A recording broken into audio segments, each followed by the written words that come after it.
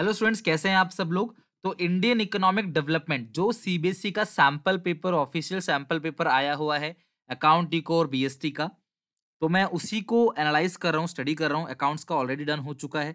अब बात करते हैं इकोनॉमिक्स के सैंपल पेपर की। तो इसका जो फर्स्ट पार्ट था वो आपका मैक्रो इकोनॉमिक्स का, वो मैंने पूरा का पूरा एनालाइज कर लिया है। आप अच्छे से स्टडी कर लेना, क्योंकि बहुत ज़्यादा चेंजेस थे सैंपल पेपर में, तो इसको एनालाइज करना जरूरी था। तो क्लास के 12th के बच्चों के लिए जो बोर्ड के एग्जामिनेशन 2021 में देंगे, उनके लिए पार्ट बी को एनालाइज कर रहा हूँ। तो अच्छे से समझना कि क्वेश्चन कैसा आया है और आपको आंसर्स को प्रेजेंट किस तरीके से करना है। तो आप सबको पता है कि जो पार्ट बी है वो 40 मार्क्स का है, as similar to part one. तो शुरू के जो क्वेश्चन होंगे वो कुछ एमसीक्यूज क्वेश्चन होंगे, 10 क्वेश्चन एमसीक्यू, और बाकी जो है क्लास वो 3, 4 और 6 नंबर क्वेश्चन होंगे। तो स्टार्ट करते हैं इंडियन इकोनॉमिक डेवलपमेंट क्वेश्चन 18 से। चलो, आप लोग चाहो तो वीडियो पॉज करके खुद भी आंसर दे सकते हो। देखो, सीबीएसई के सैंपल पेपर में जो क्वेश्चन आया है वही लेवल और वही पैटर्न रहने वाला है बोर्ड के एग्जामिनेशन का, जो 2021 में होगा। सो स्टे कनेक्टेड, अच्छे से पूरा वीडियो एंड तक देखना ताकि आपको पूरा समझ आए अच्छे से, ठीक है। चलो, dash was the Indian finance minister 1991 में। कौन फाइनेंस मिनिस्टर थे acknowledge for his capability to steer away the economic crisis looming large on earth erstwhile Indian economy. कहने का मतलब क्या है, सिंपल सी बात है। 1991 में जो न्यू इकोनॉमिक पॉलिसी आई उसमें दो लोगों का कंट्रीब्यूशन था, PV Narasimha Rao. That time वो थे क्लास प्राइम मिनिस्टर, और हमारे जो फाइनेंस मिनिस्टर थे, इन्होंने ऑप्शन भी दे रखा है क्लास सुब्रमण्यम स्वामी, प्रणब मुखर्जी, डॉक्टर मनमोहन सिंह और उर्जित पटेल। सही आंसर इसका B, doctor Manmohan Singh. Clear है। Next, 19 India enter the dash stage of demographic transition after the year 1921। Plus demographic transition कहने का मतलब क्या है, study of population on the basis of age, race और sex is a model that class that deserve, यानी कि जो कि पॉपुलेशन को डिस्क्राइब करता है। क्लियर है क्लास यहां तक। तो जो डेमोग्राफिक ट्रांजिशन में इंडिया, थोड़ा सा आप इस चीज को याद कर लेना, इंडिया जो है वो डेमोग्राफिक ट्रांजिशन में सेकंड स्टेज पे एंटर कर गया क्लास 1921 में। यानी कि कुल मिला के आप इतना समझो, डेमोग्राफिक ट्रांजिशन का मतलब क्या है, पॉपुलेशन की स्टडी, डेमोग्राफिक, ठीक है। 20, अब ये जो क्वेश्चन एक नए पैटर्न के क्वेश्चन पूछे गए, read the following statement, assertion और रीजन, यानी कि ए और आर, असर्शन रीजन। देखो, असर्शन का मतलब क्या है, आपको एक स्टेटमेंट दिया जाएगा और इस स्टेटमेंट का एक रीजन दिया जाएगा, ये स्टेटमेंट इस वजह से हुआ है। समझना बात को। मे बी इस टाइप क्वेश्चन आपने पहले ना देखे हो, तो बहुत अच्छे क्वेश्चंस होते हैं, और इन क्वेश्चनों में आपकी गलती होने के चांस बहुत ज्यादा बढ़ जाते हैं, यानी काफी चांसेस है कि आप इन क्वेश्चन में गलती कर बैठो। तो पहले मैं क्वेश्चन समझा देता हूँ कैसा होता है क्वेश्चन ये, और फिर हम इसके ऑप्शंस पे बात चलेंगे। और इन सबका जो ऑप्शंस रहता है, यही चार ऑप्शन मिलेंगे आपको हमेशा। असर्शन और रीजन वाले क्वेश्चन में आपको यही चार ऑप्शन मिलेंगे इसमें। एक असर्शन यानी कि एक ऐसा स्टेटमेंट जो कुछ कहता है, रीजन यानी कि उस स्टेटमेंट का जो कारण है, वो स्टेटमेंट क्यों है उसके पीछे रीजन। और अगर ये दोनों सही हैं तो ऑप्शन टिक करोगे, both A and R is true. लेकिन अगर रीजन इसी का रीजन है, देखो स्टेटमेंट दोनों ठीक है, वो बात सही है, लेकिन क्या ये रीजन इस पे सुइटेबल करता है, सूट करता है। तो अगर रीजन जो है वो अगर करेक्ट रीजन है एक्सप्लेनेशन ए का, यानी कि अगर ये इसका करेक्ट रीजन है तो आप ए पे लगाओगे। दोनों स्टेटमेंट तो सही है, लेकिन ये जो आर है वो करेक्ट रीजन नहीं है, तो आप बी पे लगाओगे। ए स्टेटमेंट सही है, आर गलत है, तो सी पे लगाओगे। ए गलत है, आर सही है, तो आप डी पे लगाओगे। तो ये इस तरीके से क्लास चार ऑप्शन रहने वाले हैं। तो हम क्वेश्चन को पढ़ते हैं। आई होप कि आपको समझ आ गया होगा। चलो, India become an exporter. India जो है वो क्लास एक्सपोर्टर बन गया था क्लास प्राइमरी प्रोडक्ट का, और इंपोर्टर बन गया था क्लास फिनिश गुड्स का, ब्रिटेन से। ये स्टेटमेंट तो मुझे 100% ट्रू लगी। Restrictive policy of commodity production, trade and tariff pursued by the colonial government adversely affect the structure composition of volume of India's foreign trade. ये बात भी मुझे बिल्कुल परफेक्ट लगी, क्योंकि जो रेस्ट्रिक्टिव पॉलिसी है ट्रेड की और टैरिफ की, उसने कहीं ना कहीं एक्सपोर्ट इंपोर्ट पे बैड इंपैक्ट डाला, जिसकी वजह से हम लोग सिर्फ इंपोर्ट करने लगे फिनिश गुड्स का और एक्सपोर्ट करने लगे किसका, रॉ मटेरियल का। तो इस हिसाब से मुझे दोनों स्टेटमेंट भी सही लगे, और रीजन जो है वो इस स्टेटमेंट के लिए बिल्कुल सूट कर रहा है। तो 20 का जो ऑप्शन है वो ऑप्शन नंबर ए करेक्ट है। क्लियर है यहाँ तक। अगर आपको ये नहीं समझ आता तो आप ऑप्शन वाला क्वेश्चन कर सकते हो। हालाँकि ऑप्शन आपको नहीं करना है, अगर आपने ऊपर वाला कर लिया तो आप दोनों में जो पढ़ने का टाइम मिलता है ना पेपर से पहले 10-15 मिनट का पूरा मिलता है पढ़ने का टाइम। कंप्लीट 15 मिनट्स आपको मिलते हैं पेपर पढ़ने के लिए। और इको का पेपर नहीं छूटता बच्चों का, आम तौर पे अकाउंट्स का छूटता है, इको का नहीं छूटता। तो आप आराम से पढ़ सकते हो, दोनों को समझ सकते हो, जौन-सा आपको ईज़ी लगे और जिसमें आप डैम श्योर हो कि यही करेक्ट आंसर है, उसको आप ऑप्ट कर लेना। जैसे इसमें भी सेम वही है। The major policy initiative like land reforms or green revolution help India to become self-sufficient of food grain production. बिल्कुल सही बात है। लैंड रिफॉर्म की जो पॉलिसी सरकार लेके आई, ग्रीन रेवोल्यूशन की पॉलिसी लेके आई, उस पॉलिसी से इंडिया जो है वो फूड ग्रेन के लिए सेल्फ सफिशिएंट हो गया। उसे अनाज बाहर से मंगाना नहीं पड़ेगा। और अनाज में सेल्फ सफिशिएंसी होने का मतलब क्या है कि अनाज का प्राइस कम हो जाना और मार्केट में सरप्लस आना। ये तो बिल्कुल स्टेटमेंट सही है। दूसरा स्टेटमेंट चेक करते हैं। The proportion of people depending on agriculture did not decline as expected. यानी कि जो एग्रीकल्चर में लोग काम कर रहे थे, वो उतना कम नहीं हुए जितना एक्सपेक्ट करना था। तो ये स्टेटमेंट भी ठीक है कि इतना ज़्यादा कम तो नहीं हुआ जितना लोगों को कम कर रहना था। अब दोनों स्टेटमेंट तो ठीक है, लेकिन क्या इस स्टेटमेंट का ये जो रीज़न है, ये सही रीज़न है? इसी का रीज़न है? ऊपर वाला स्टेटमेंट कहता है कि लैंड रिफॉर्म्स और ग्रीन रेवोल्यूशन से इंडिया सेल्फ सफिशिएंट बन गया और ये कहता है कि लोग जो है एग्रीकल्चर पे कम डिपेंड हुए। तो यार ये दोनों चीज़ों का आपस में तो कोई लेना-देना है नहीं, जिसकी वजह से हम ऑप्शन बी क्लिक करेंगे, टिक करेंगे। यानी कि बोथ रीज़न और असर्शन और रीज़न दोनों ट्रू है, लेकिन जो रीज़न है वो करेक्ट एक्सप्लेन नहीं करता असर्शन को। यानी कि इसका एक जो करेक्ट रीज़न है वो ये नहीं है, ऑप्शन नंबर बी इसका भी करेक्ट है। अब 21 भी क्वेश्चन वैसा ही है, आपको असर्शन दिया हुआ है, एक स्टेटमेंट दिया हुआ है, उसका रीज़न दिया हुआ है, आपको अल्टरनेटिव चूज़ करना है। तो पहला असर्शन क्या है?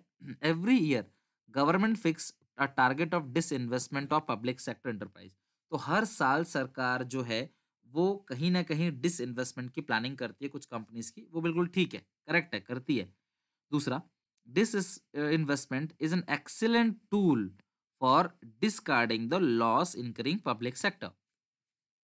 यानी कि अगर पब्लिक सेक्टर अंडरटेकिंग को नुकसान हो रहा है, तो उसका डिसइन्वेस्टमेंट करना चाहिए, अगर नुकसान हो रहा है तो। बात समझना, ये स्टेटमेंट है बिल्कुल ठीक है। तो दोनों स्टेटमेंट तो करेक्ट है, लेकिन ऊपर वाला कह रहा है कि हर साल सरकार जो है कुछ टारगेट फिक्स करती है और नीचे वाला कह रहा है लॉस होगा तो ही आपको डिसइन्वेस्टमेंट करना है।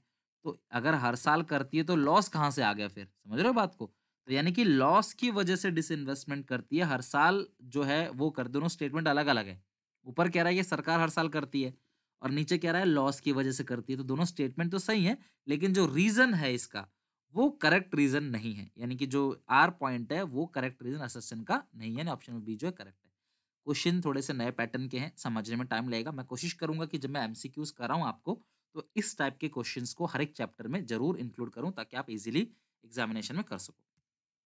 22 from the following set event आपको बताना है कि करेक्ट पेयर कौन-सा है? मतलब कि A1, B2, C3 और ऑप्शन दिया हुआ है A1, B2, C3, D4 correct pair कौन-सा है? तो ग्रेट लीप फॉरवर्ड कैंपेन में कल्टीवेटिंग लैंड कलेक्टिविटी क्लास ये था क्या एग्जैक्टली ग्रेट लीप फॉरवर्ड में? बिल्कुल नहीं।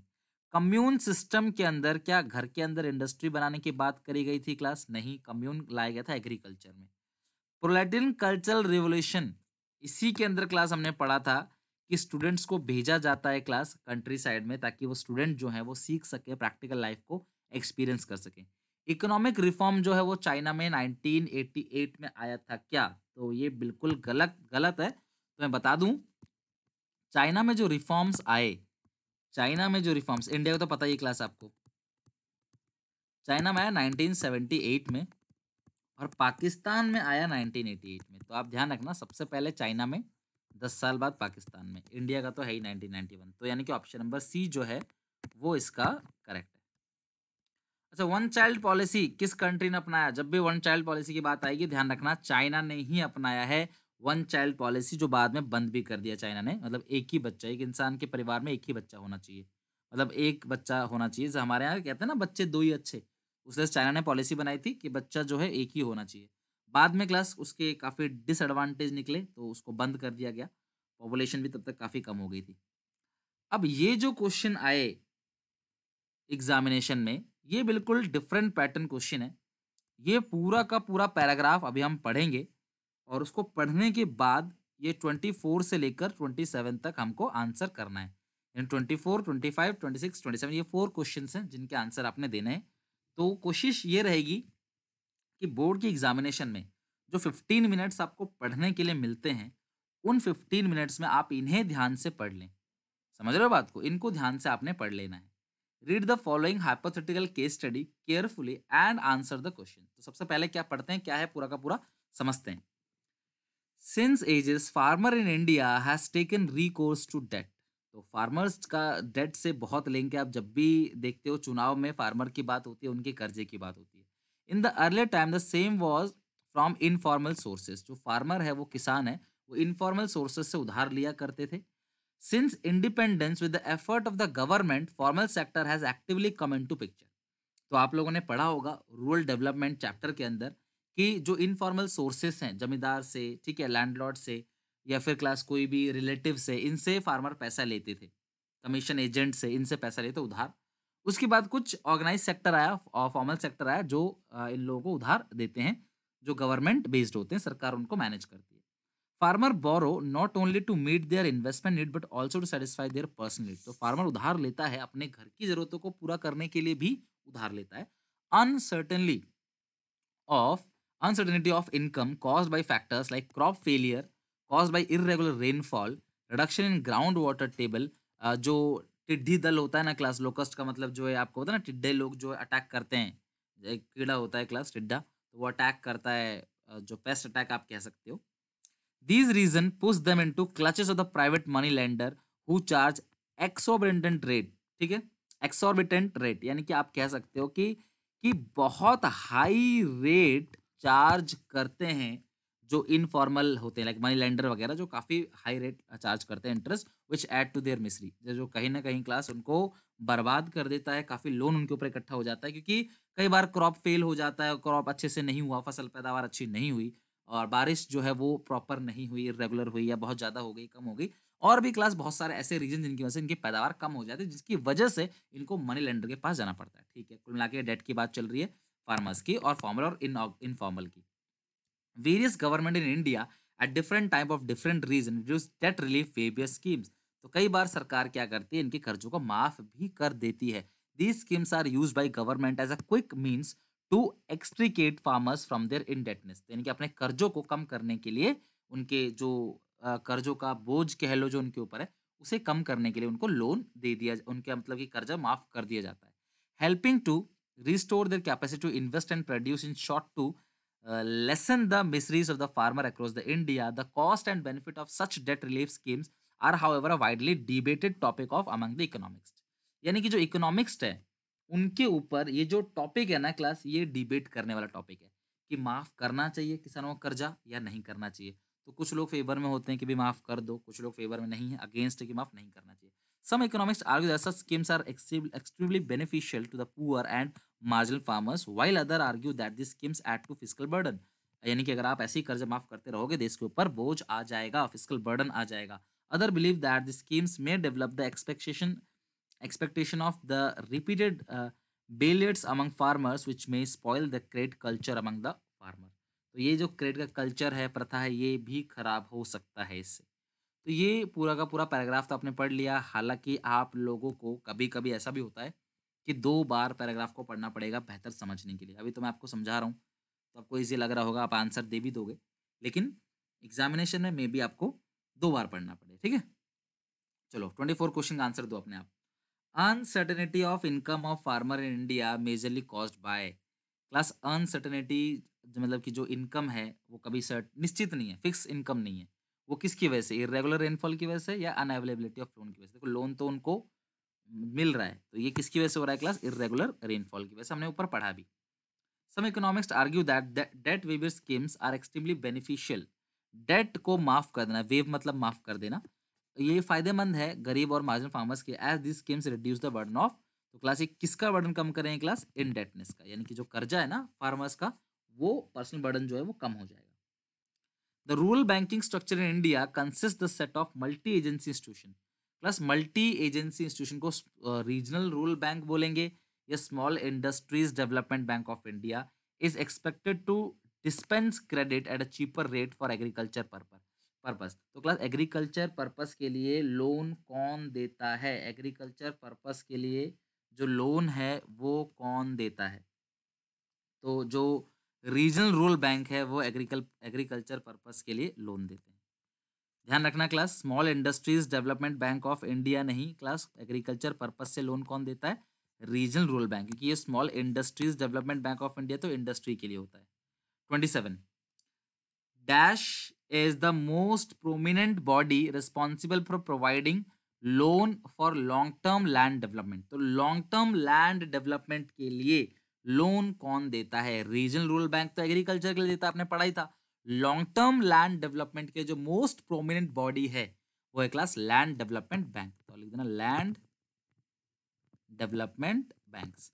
क्लास देखो, ये आपको नॉलेज देते हैं एमसीक्यूज या 1 मार्क के जो भी क्वेश्चन है, और साथ में क्लास क्या पता यही सेम टू सेम क्वेश्चन आ जाए तो आप फटाक से लिख दोगे एग्जामिनेशन में, तुरंत लिख दोगे। क्लियर है? तो ये क्वेश्चन हो गए। अब कुछ क्वेश्चन है 3 मार्क्स वाले, जरा उसको भी डिस्कस कर लेते हैं। आंसर्स और क्वेश्चन दोनों हमारे टेलीग्राम चैनल पर अवेलेबल है।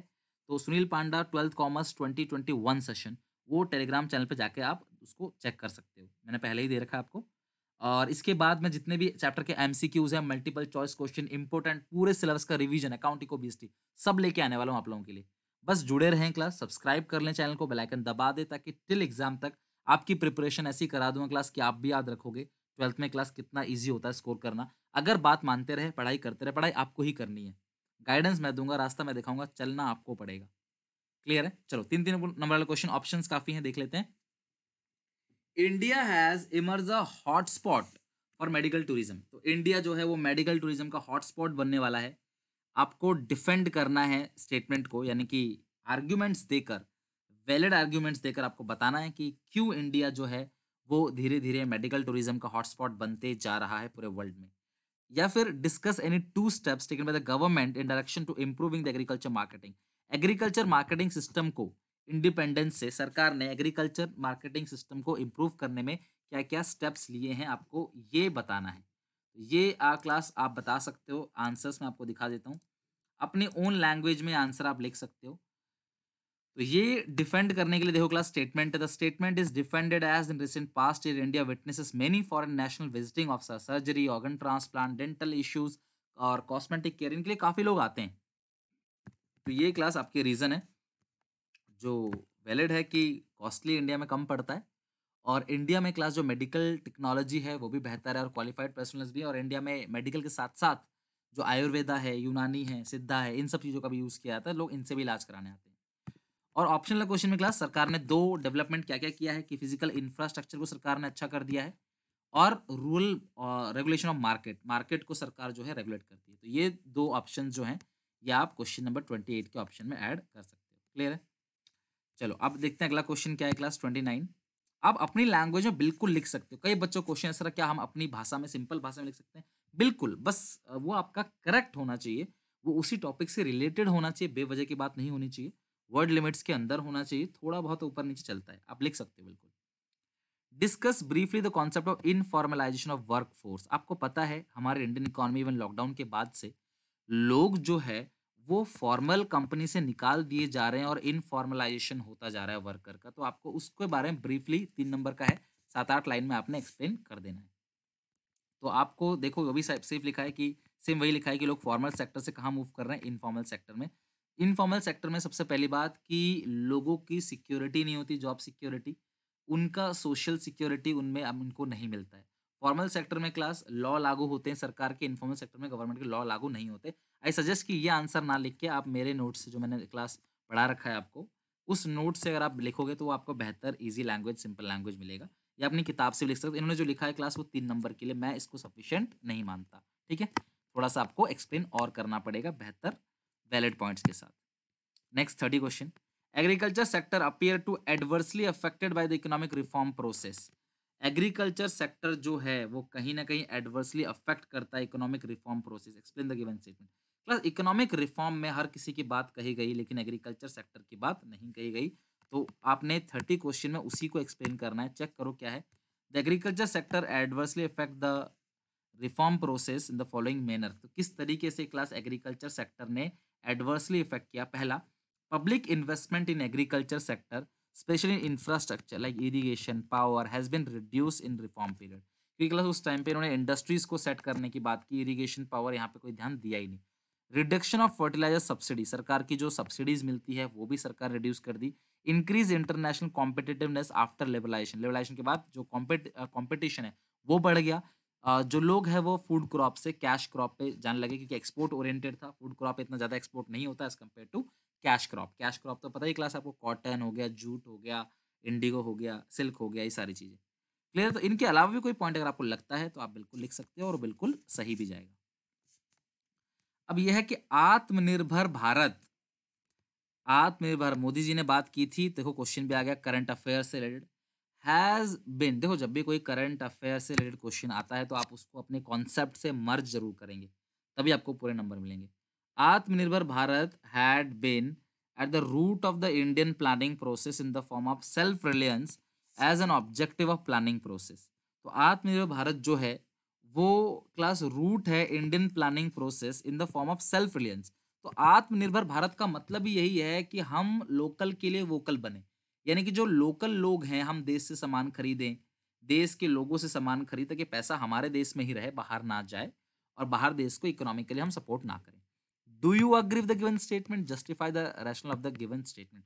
तो आप अगर इससे क्लास अग्री करते हो कि ये ग्रोथ करेगा इकोनॉमिक में, ऑब्जेक्टिव है प्लानिंग प्रोसेस का, तो सेल्फ रिलायंस बिल्कुल ऑब्जेक्टिव है, तो आप इसके सपोर्ट में आंसर्स लिख सकते हो। क्यों हमें देश से ही सामान खरीदना चाहिए, ये सारी बातें आप अपने लैंग्वेज में, और बेहतर होगा कि आप 4 पॉइंट में लिख दो इसको, 4 पॉइंट में, भले आप हेडिंग ना बना पाओ पर पॉइंट पॉइंट लिखोगे 4 पॉइंट में, तो हर पॉइंट के नंबर आपको मिलेंगे।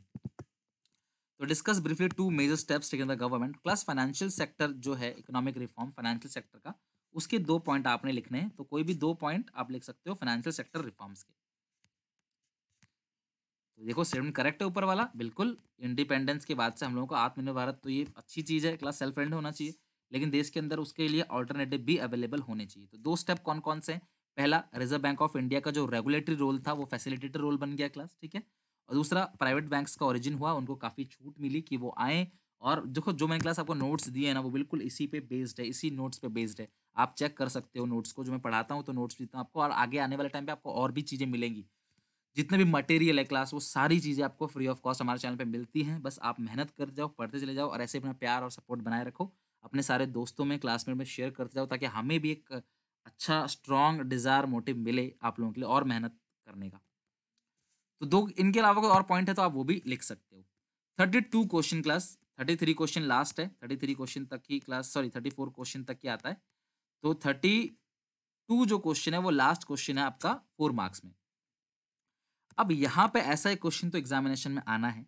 आपने डेटा कंपेयर करना है क्लास, जीडीपी का जो ग्रोथ रेट है 5.7%, 7.3, चाइना का है 10.3 और 6.8।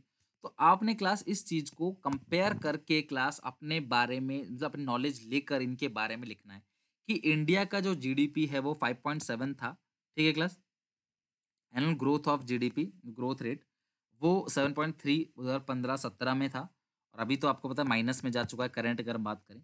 चाइना का जो ग्रोथ रेट है वो 10.3 था उस टाइम, और 15-17 में है 6.8। तो ये आपने क्लास अपनी समझ से इसका आंसर लिखना है। ज़रूरी नहीं है कि जो इन्होंने आंसर स्कीम में दिया हुआ वही लिखो। हाँ, लेकिन एक बार पढ़ ज़रूर लेना, ये आंसर बिल्कुल परफेक्ट है, मैंने इसको रीड किया तो ये बिल्कुल परफेक्ट आंसर है। तो आप इस तरीके से ना आंसर बनाने की प्रैक्टिस सीख सकते हो कि अगर कोई डेटा आपको दिया होता है तो उस डेटा को क्यों दिया होता है कि आप उसे पढ़ के समझोगे क्या? जो ये कॉम्प्रिहेंशन पैराग्राफ होते हैं, ये इसलिए होते हैं ताकि आप उन्हें पढ़ो और पढ़ के समझ सको कि ये आखिर कन्क्लूड क्या करना चाह रहे हैं, ये कहना क्या चाह रहे हैं, आप उसको आराम से पढ़ के चेक कर सको। समझ रहे हो बात को? 33 क्वेश्चन ज़रा चेक करते हैं क्या है इसके अंदर 33 में। If the rate of resource extraction exceed the rate of generation, ये बहुत ही अच्छा क्वेश्चन है क्लास इन्वायरमेंट का। It leads to reduction in carrying capacity of the government. देखो सॉरी, इन्वायरमेंट, तो हमारे इन्वायरमेंट की ना कैरिंग कैपेसिटी होती है। कहने का मतलब क्या है कि हमारे जो इन्वायरमेंट है इसके काफ़ी सारे फंक्शंस आपने पढ़ा होगा। रिसोर्स को एक्सट्रैक्ट अगर आप ज़्यादा कर दो, जितना क्लास रिसोर्स दोबारा रीजनरेट ना कर पाए हमारी इन्वायरमेंट, तो उससे हमारी कैरिंग कैपेसिटी जो है क्लास वो ख़त्म हो जाती है।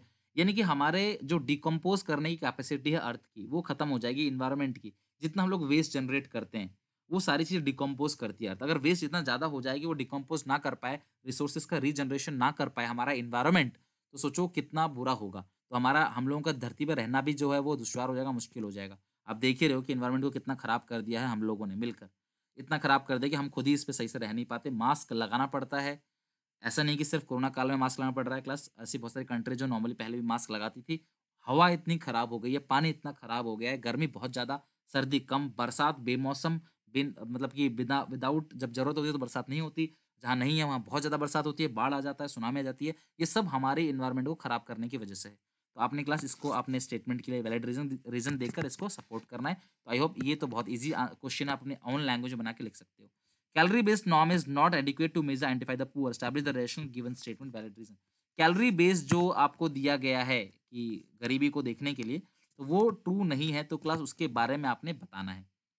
The calorie based norms is not an adequate measure to identify the poor as this method does not differentiate between the very poor and other poor. This mechanism यानी calorie base पे आप अच्छे से डिफरेंशिएट नहीं कर पाते, कमी है इसके अंदर। This mechanism take into account expenditure of food and few other item as proxy of income. It ignore many other vital factors such as poverty for instance यानी कि एक टाइम के लिए है नहीं है, उनकी एजुकेशन फैसिलिटी, कम एजुकेशन तो भी पुअर है, हेल्थ फैसिलिटी नहीं मिल रही, प्रॉपर ड्रिंकिंग वाटर सैनिटेशन नहीं मिल रहा है। तो ये सारी चीज़ें क्लास कैलोरी बेस्ड के अंदर कवर नहीं की गई है, तो आपको उसके बारे में लिखना है। अपनी लैंग्वेज में 33 का ए पॉइंट, उसके लिखने का 6-7 लाइन और बी पॉइंट में 6 to 7 लाइन। इसके ऑप्शन में भी क्वेश्चन है क्लास, ये आपको डेटा दिया हुआ है, तो आपको बताना है why are less women found in regular salaried employment. ये आपको बताना है कि रेगुलर सैलरीड एम्प्लॉयमेंट में यानी कि जो रेगुलर सैलरी समझते हो ना क्लास, जो फॉर्मल सेक्टर में रेगुलर बेसिस पे सैलरी पे काम करते हैं, परमानेंट एम्प्लॉयज जो हैं, वो क्यों हैं? कम क्यों हैं? वुमेन्स कम क्यों हैं? तो ये आपको बताना है और एनालाइज़ करना है class sectoral contribution of workforce. Workforce मतलब जो लोग काम कर रहे हैं, जिनके पास एक्चुअली काम है। प्राइमरी सेक्टर में इतने परसेंट लोग काम करते थे, सेकेंडरी में पहले इतने थे, फिर 1999 और 2000 में इतने हैं, 11-12 में इतने। तो ये आपको एक कंपैरिज़न करना है, इसके बारे में बताना है कि प्राइमरी सेक्टर से हमारा जो वर्कफोर्स है, वो धीरे-धीरे क्या हो रहा है? कम होता चला जा रहा है। सेकेंडरी सेक्टर और टर्शरी सेक्टर में धीरे-धीरे ये बढ़ता चला जा रहा है और कहीं न कहीं जो रीजनल वेरिएंस है, जो डिफरेंस है तीनों सेक्टर के बीच का, वो खत्म होता नज़र आ रहा है इंडिया में। तो ये 1993 से 2012 तक का ये डेटा है, तो इसको आपने एक्सप्लेन करना है। तो देखो बच्चों, कभी भी ये टेबल वाले क्वेश्चन जहाँ पे पढ़ के आपको अपने हिसाब से लिखना होता है, यार जो ये एक टेबल में लिखा है उसी चीज़ को एक स्टेटमेंट में लिखना होता है, थोड़ा लॉजिक, थोड़ा रीज़न के साथ। तो इसको तो आप कभी मत छोड़ना। इसकी प्रैक्टिस होनी बहुत ज़रूरी है, जो क्लास में आपको चैनल पे मिलता है, मेरे चैनल पे। 34th क्वेश्चन और आखिरी क्वेश्चन, 2-2 नंबर के 3 पॉइंट है, तो आपको 3-3, 4-4, 5-5 लाइन खींच के मैक्सिमम 4-5 लाइन आपने लिखना है, ठीक है? हर पॉइंट के अंदर। रीज़न के साथ बताना है कि ये चीज़ ट्रू है या फॉल्स है। तो पहला point, since independence the benefit of increase in economic growth in India have trickled down to the people at the bottom of the population pyramid. तो क्लास आपको पता है कि इंडिया का जो पॉपुलेशन पिरामिड है, वो क्लास एक पॉपुलेशन इस तरीके से है कि जो प्राइमरी सेक्टर में बहुत ज़्यादा बच्चे रोल होते हैं, सेकेंडरी में और कम हो जाते हैं, टर्शरी में और ज़्यादा कम हो जाते हैं। तो इंडिपेंडेंस से increase in economic growth have trickled down, तो क्लास इस चीज़ को खत्म किया जा पा रहा है क्लास, ये चीज़ अभी भी खत्म नहीं हुई है, तो स्टेटमेंट जो है क्लास ये फॉल्स है, ठीक है? सेकंड बहुत आसान है, आप बिल्कुल गलती नहीं करोगे। ह्यूमन कैपिटल फॉर्मेशन से इनोवेशन आता है भैया, टैलेंट, स्किल्स, एक्सपर्टाइज, इससे इन्वेंशन होता है, इनोवेशन होता है और टेक्नोलॉजिकल इंप्रूवमेंट होते हैं, तो क्लास बिल्कुल सही है, इससे ये सब चीजें होती हैं। Next, there exist an inverse correlation between infrastructural growth and national income. तो इंफ्रास्ट्रक्चरल ग्रोथ और नेशनल इनकम, इनके बीच क्या इनवर्स रिलेशनशिप है या डायरेक्ट रिलेशनशिप है? यानी कि अगर ग्रोथ होगा ज़्यादा तो नेशनल इनकम कम होगी, कैसा है? अगर देश के अंदर इंफ्रास्ट्रक्चर ग्रो करेगा तो क्या नेशनल इनकम कम होगी? तो स्टेटमेंट क्लास गलत है। अगर ये ग्रोथ करता है तो नेशनल इनकम कम नहीं होगी, नेशनल इनकम क्या होगी क्लास? बढ़ेगी। तो यानी कि इंफ्रास्ट्रक्चरल ग्रोथ और नेशनल इनकम में रिलेशनशिप कैसा है क्लास? डायरेक्ट रिलेशनशिप है। तो यानी द स्टेटमेंट इज फॉल्स। ये डायरेक्ट रिलेशनशिप है, इन्होंने बोला इनवर्स रिलेशनशिप, तो आप बोलना कि नहीं, ये स्टेटमेंट फॉल्स है और बिना रीजन दिए अगर लिखोगे ट्रू फॉल्स तो नंबर आपको नहीं मिलेगा। तो आपको रीजन देना है कि स्टेटमेंट फॉल्स है क्योंकि there is a direct relationship, class there is a direct relationship between infrastructural growth and national income. तो ये पूरा पेपर क्लास एनालाइज हो गया 2 पार्ट के अंदर। पार्ट ए में कवर किया मैंने मैक्रो, पार्ट बी में कवर किया आपका Indian economic development. I hope कि आपको पसंद आया होगा वीडियो। लाइक करके क्लास अपने राय कमेंट में ज़रूर बताना क्लास। मैं आप लोगों के लिए इसी तरीके से क्लास और मेहनत करते जाऊँगा और अकाउंट्स में हर एक चैप्टर की स्पेशल एमसीक्यूज़ जो मोस्ट एक्सपेक्टेड एमसीक्यूज़ है विद रिवीजन मैं लेके आने वाला हूँ क्लास। जल्दी से सीरीज़ आप लोगों के लिए। तब तक क्लास क्लास जुड़े रहें और अपना प्यार बनाए रखें। Take care, bye bye, god bless you.